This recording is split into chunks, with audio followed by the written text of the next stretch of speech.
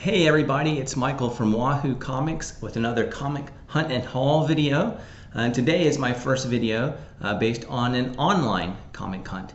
And so there's an issue I've been looking for quite a while to get at a good price, and I finally found it the other day. And that is Eternals number 5. As many of you may know, there's an Eternals movie coming out in the MCU later this year, and I think it's going to be huge.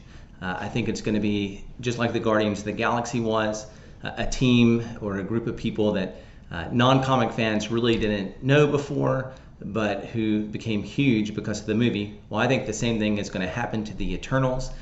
And so I think now is the time to be picking up any keys that you can.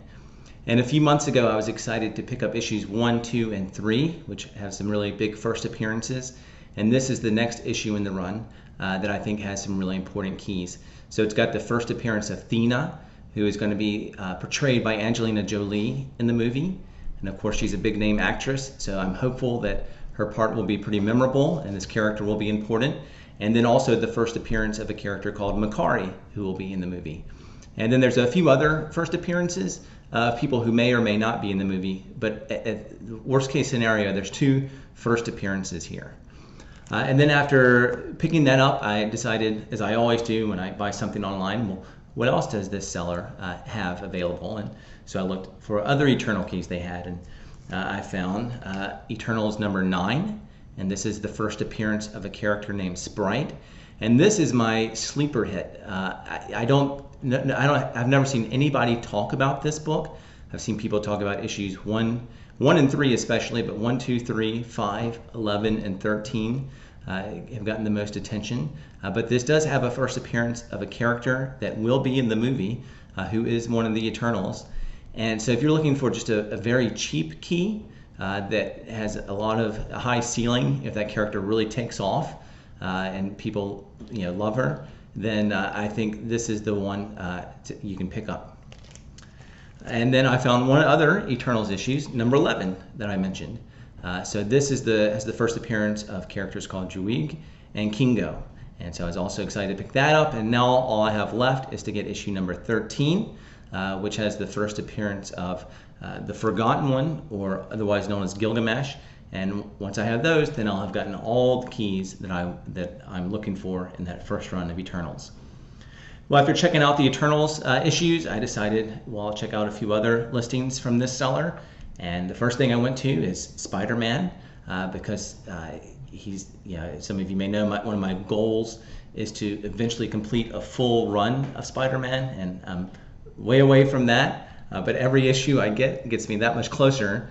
But the ones I got were some of the real keys. I mean, obviously there's some way major keys, but these are big modern or copper age keys. First, especially this one, Amazing Spider-Man 252. And so this is the first appearance of Spider-Man in his black costume and an ongoing monthly title. So if you know the story, he got the costume in Secret Wars number 8, which was this miniseries.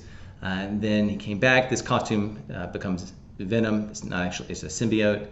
And there's a whole story with that. It's really important.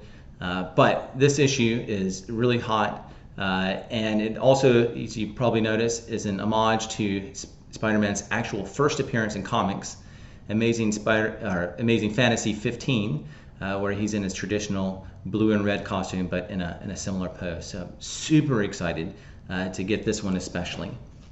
But I also picked up Amazing Spider-Man 315, and this is the second appearance of Venom, the character that came from that symbiote.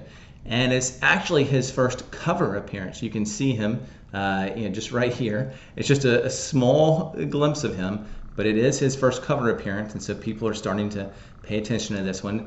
The next issue, 316, is a much bigger issue that I don't have yet. It might be a while before I stumble upon one at a good price. But it has this beautiful picture art of Venom fighting Spider-Man. But I'm still glad to get this one.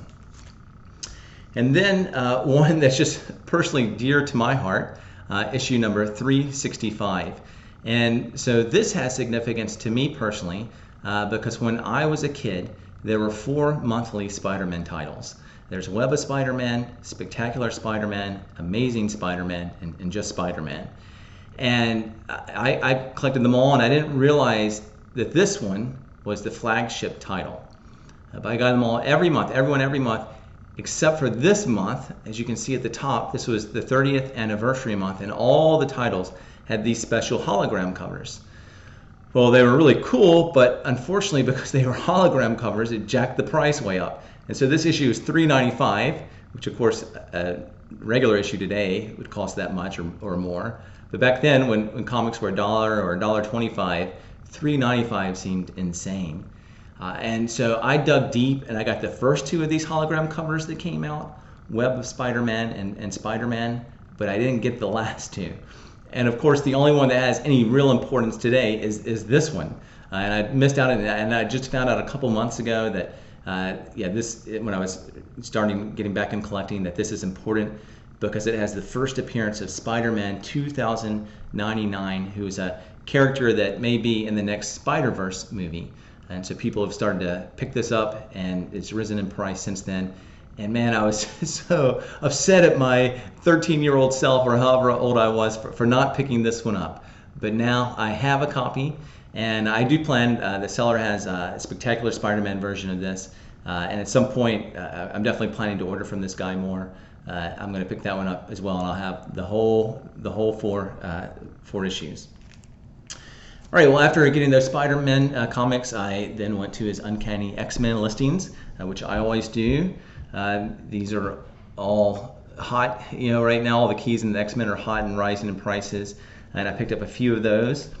First, Uncanny X-Men 155, and this contains the first appearance of the Brood, who's this villainous alien race that I've always just really loved in comics. As I mentioned, one of my hobbies is collecting villains' first appearances, and so I was super excited to get this one.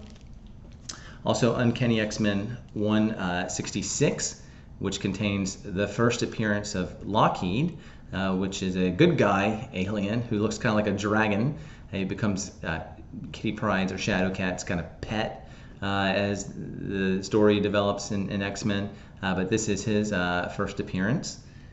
And then I also got Uncanny X-Men 193, which also has some personal importance to me.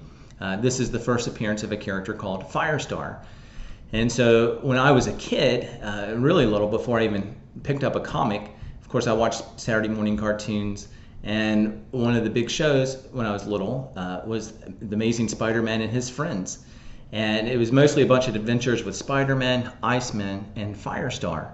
And they would always have some kind of guest hero, and that week maybe Captain America or Thor. But those were the three core ones. And this is Firestar's first appearance in comic books. And that show's even gotten more significance in my life recently, because the reason I've gotten back into comic collecting is to be able to share some of this hobby with my kids. And about a year ago, we got Disney Plus.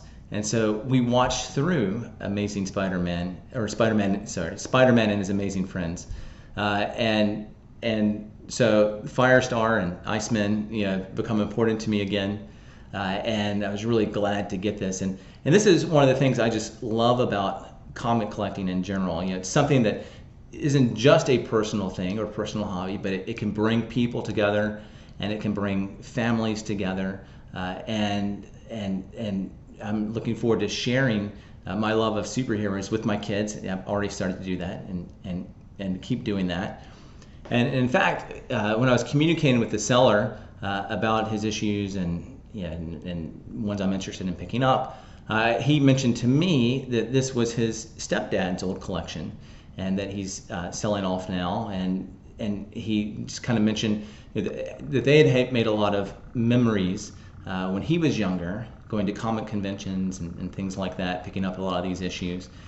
And so I thought that was just so cool to hear how those comics were important to his family, and now how they're going to be important to my family. I think it's just a really neat, there's a real history to these issues. Of course, they have some sense of specialness to themselves, the first appearance of Firestar, etc. but this also has its own personal history with the family, and is now going to have a personal history with another family. And so really excited to pick this one up. And the final one I picked up was G.I. Joe number 32. And this contains the first appearance of Lady J. And Lady J is getting ready to have her own live-action Amazon series. You know, it's still at the very beginning of development, I think. But this is a really hot issue now. Number 32, her first appearance. And again, growing up as a kid in the 80s, I loved G.I. Joe. And so anytime I get a key of G.I. Joe, I'm excited, or any of those 80s issues, 80s cartoon issues, which are starting to pick up. If you see ones that are keys, now is the time to get them. Thundercats went from like a book you could get for $10 to $15 to one that's a near mint one, at least $100 or more, just kind of overnight. Same thing with G.I. Joe. I got a #1 issue that is now skyrocketed in the last few weeks even. And so I'm really excited to get number 32 here and to have Lady J's first appearance. And so I'm excited about all these issues. Like I said, I am ordering from the seller again, and have got some other cool things I've already bought from him that should be getting shipped to me pretty soon. And I look forward to showing those to you later, and hopefully some other cool things I pick up in other ways. All right, well, that's it for this one. And of course, if you haven't subscribed to the channel, I'd really love if you do that. I'd really appreciate it. If you want to like or comment or have any questions, feel free to ask below. All right, see you guys later.